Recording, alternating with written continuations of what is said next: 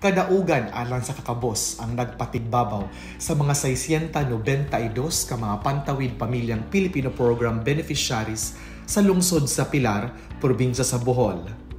Nakabot na sa mga pamilya ang self-sufficient level o maayon ng ilang kahimtang kumpara sa wala pa sila na apil sa programa. Isip pang ila sa ilang kalambuan kauban ng programa, gidawat sa mga benepisyaryo ang sertipiko ng pagkilala gikan sa DSWD. Gitambungan ang maong seremonya sa mga opisyales gikan sa probinsyal o lokal nga panggamhanan sa Pilar, DSWD o uban pang kaubang ahensya sa gobyerno.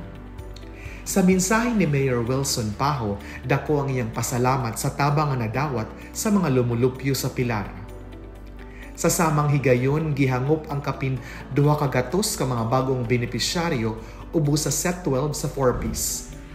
Sila ni Hural pinaagi sa Oath of Commitment aron pagsaad nga sundon nila ang mga kondisyones sa programa alang sa kalambuan sa ilang pamilya. Pagkugi, paningkamot ug pagtinamangay. Mao kini ang pipila ka mga hiyas nga gipakita sa atong mga 4Ps beneficiaries nga niresulta sa ilang kalampusan. Alang sa dugang kasayuran, bisita ang official social media page sa DSWD Region 7. Kini si Corinne Macopia alang sa DSWD Central Visayas App.